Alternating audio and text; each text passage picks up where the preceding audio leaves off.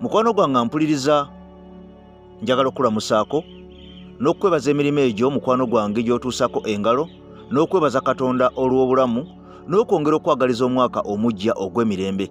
Bingi ebitambula mu ggwanga Uganda musonyiweko, bingi ebitambula mu ggwanga Uganda oba oliawo n'okwetolola ensi yonna. Mwafunye amawulire twagabadde wano ku AKTV mukwano gwange, abakulu aba National Unity Platform abayimiriziddwa mu region ey'Ebusoga olw'okubeera nga beerumalumanga obwana obuto, beerumalumanga obwana obw'enjala. Jjukira ky'olina okubeera nga omanya nti Busoga region ye region emu kuzisingira ddala okubeera ez'amaanyi naddala ku kikwatagana ku National Unity Platform. Mukwano gwange nga bwe nnakunyonyera nti President yabadde ayinza kubeera nga atulirawo n'ekibiina kya National Unity Platform kyonna, babadde balina okubeera nga batekinga action. Wabula abantu bano tebaagobeddwa, basuspendingiddwa oba bayimiriziddwa basobole okubeera nga babanoonyerezaako ddala kiki ekigenda mu maaso, kubanga abantu ba kibiina kimu, ba musaayi gumu, banda yeemu, naye okubeera nga beerumaluma. Kino kitwalawo ekibiina ngaffe abali mu struggle, kubanga struggle si kintu kya muzannyo nnyo, struggle yeetoololera ku bintu bingi nnyo. Bwe tunaabeera nga tukola ebintu nga bino mukwano gwange mpuliriza, tetulina example gye tuwa bantu nnungi, ekifaananyi si kirungi, naddala omuntu oyo eyandyagadde okubeera nga yegatta ku National Unity Platform. Ekyokubiri, tubeera tuwa omwaganya abalabe baffe aba NRM naddala mu byobufuzi, babeera basanyuka kye baasabaliranga, kye baayagaliza embazi kibuyaga aba asudde. Bwe tutandikira mu bukulembeze okubeera nga twerumaluma, kitegeeze no wansi n'abawagizi bagenda kubeera nga baawukana beeyuzaamu, kubanga buli omu alina bakkiririzaamu. Kale kyabadde kikulu nnyo, kya muwendo nnyo okubeera nga abakulu balengedde ensonga eno. Ate ekirungi na bano bennyini ba victims oba abakwatibwako ensonga eno, tekuli n'omu yavuddeyo kuyomba, era nabo bagambye nti kirungi nnyo kye bakoze aba NUP, kabagende maaso babanoonyerezeeko paka le banaazuula ekituufu, tulabe ki ekinaddako okubeera nga kigenda mu maaso ku nsonga eyo. Nagambye bataddewo akakiiko nga kakkulirwa mukyala Jole ne Aisha Kabanda ye vice waako, okunoonyeza kugenda kubeera nga kugenda mu maaso, era ebinaava tujja kubeera nga tubitegeera. Kale katusabe Mukama Katonda biggwe bulungi. Ekyokubiri kyolina okubeera nga omanya nti byetooloola mu ggwanga bingi tebikoma mukwano gwange. Twabadde tuli awo munnange ng'atuwulira nti State House, munnange eno nga ge maka g'obukulembeze bw'eggwanga Uganda. Ebya Uganda bizibu nnyo. Mukwano gwange njagala owulize vidiyo eno paka lwekoma, osooka omanye essente yo bw'etokomoka mwana wa taata mwana wa maama, obeere nga okitegeera. Amaka g'obukulembeze bw'eggwanga Uganda oba ziyite State House, mukwano gwange baasabye biliyoni 57. Biliyoni 57 ng'ekyasabisizza ssente zino kiki? Kuliko okugulira omukulembeze w'eggwanga emmotoka empya ne vice president ze bagenda okubeera nga batambuliramu, okubeera nga banguya emirimu gyabwe egy'okuddukanya eggwanga.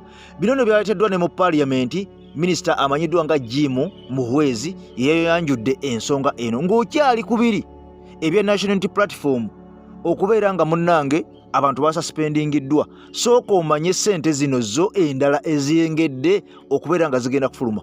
Wabula bo bagamba mbu ssente zino tebasobodde kubeera nga bagenda kubeera nga bazi-issuinga oba nga baziyisaawo okubeera nga baziwa State House zonna, bagenda kubeera nga bazitema.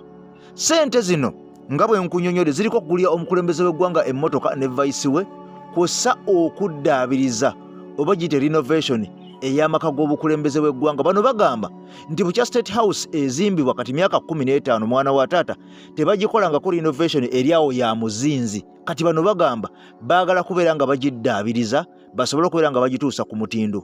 Mukwano gwange mpuliriza nti essaawa zino olina okubeera nga omanya nti paaliyamenti yo etugamba tegenda kukwata biliyoni 57 kuzibawa, wabula bagamba nti bagenda kukwata billions almost 22 zigende kukugula emmotoka y'omukulembeze w'eggwanga kw'ossa vice we, ate bakwate ne ssente endala almost era zigenda mu billions nga 22 basobole okubeera nga baddaabiriza amaka g'omukulembeze w'eggwanga. Zino nno ssente empitirivu nnyo ng'omwaka gutandika butandisi, kubanga ebyetaagisa bingi. Twali tuli wano nga tulaba Elias Lukwago, meya w'ekibuga Kampala, yavaayo n'akola statement. Ssente zazigenda okubeera nga zifuluma, okubeera nga zikola enguudo, n'okubeera nga zigula ettaka ery'omu kisenyi, era akatambi nakakuzannyira wano n'obeera nga okafuna. Mukwano gwange mpuliriza, njagala otuuleeko ofumiitirize nti buli biliyoni emu erimu miliyoni 10 ez'eggwanga Uganda. Buli biliyoni emu erimu miliyoni 10 ez'eggwanga Uganda. Biliyoni 22 zigenda kugula buguzi mmotoka. Ng'oggyeko ekyo ky'okugula emmotoka, biliyoni zino mukwano gwange ampuliriza. Ng'oggyeko eky'okugula emmotoka, mukwano gwange gwe ampuliriza. Kimanye nti amaka g'obukulembeze oba emirimu egitambula mu State House nayo gitwala ssente mpitirivu, nazo ziri mu biliyoni. Twatunulira emmotoka y'omukulembeze w'eggwanga omwaka oguwedde, ng'embeera gy'erimu mukwano gwange ogiwako n'amazzi n'oganywa kunyirira gyenyiriramu, naye bakugamba nti okusinziira bo ku standard gye baagala, eyo emmotoka luwedde ku mpagala. Eyo emmotoka luwedde ku mpagala.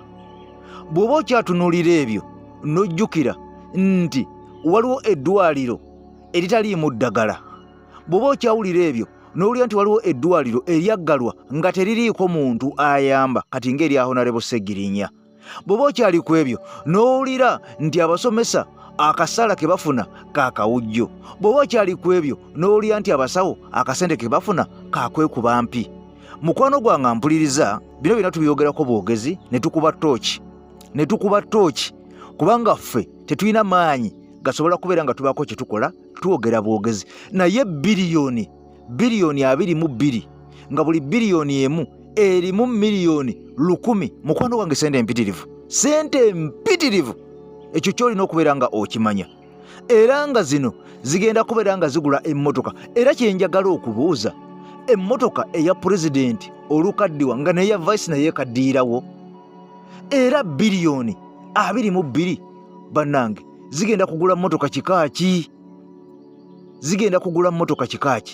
Ebyo ng'obitadde ku mabbali, biliyoni 22 ezigenda okubeera nga zidabira State House. Eyo nju ya kikaaki, si kugizimba kuno, si kuzimba naye just kukola renovation, kusiiga langi, amazzi we gagira ne bagatereezaamu kaawo, toilet ne bazitereeza, ndoza n'okukyusa ku mategula bagafuuyirako ku langi. Bannange eno State House yenkana etya? Eno yenkana etya obunene? So tulina okubeera nga tumanya, mukwano gwange ampuliriza, bino ebigambo si byange. Nkugambye nti Minisita Jim Muhwezi yayanjudde ensonga eno mu Parliament. Si byange, si byankukutu, wabula gano ge mazima. So njagala nnyo obwongo bwaffe tubuteeke ku kintu ekinene nnyo, tuve ku buntu obutono ennyo ddala ddala, kubanga abasinga bagenda kujja bakuba epokopoko, bakuba ejjejjerebo ku bannuupu abasasuspendingiddwa, tubeere nga twetololera ku nsonga ezo. Naye olina okumanya nti waliwo ensonga enkulu ez'amaanyi ennyo eziruma ggwe naye ate nga gwe tomanyi. Waliwo ebikulu ebigenda mu maaso gwe by'otamanyi naye ng'ate biwandibadde osobola okubeera nga oteekako omulaka n'okumanya ennyo. Mukwano gwange ampuliriza, Parliament ya Uganda ekintu kino tekinaba kubeera nga kiyisibwa, naye nze nkubidde ttooki nti gano amawulire go essaawa yonna bw'oba nga owulidde nti obuwumbi biliyonizi eza siringi bwe ziba zimaze okubeera nga ziyisiddwa, mukwano gwange ampuliriza, teweewuunya. Ekyokubiri, ngenda kuvaayo nkolera akatambi. Ekisaawe ekya Nambole National Stadium omanyi sente zigenda okukigendako? Kigenda kubeera nga kiddaabirizibwa oba gite renovation. Omanyi sente zigenda okubeera nga zikigendako kuba kyatandise dda, batandika na kikomera. Era twebuuze, ekisaawe kino lwaki baakiriko okutuuka awo okuzzika oba okugaga oba okuvunda okutuuka awo batukokiwako omudiri gw'essente. Nze Ekemasa kutimbe gagadula EKTV n'obuwombeefu nkusaba vidiyo eno gimpera ekigalo, omupya subscribingako na ne kade, tusobole okubeera nga tutambula ffenna mu nsonga z'eggwanga Uganda. Ebiko ebya Uganda tebiggwa. Oba okyali ku kino nga kijja, naye kye mulina okumanya, mukwano gwange guno mwaka gwe twolekedde, twesabire nnyo, otherwise ebintu si byangu. Peace, I sign out.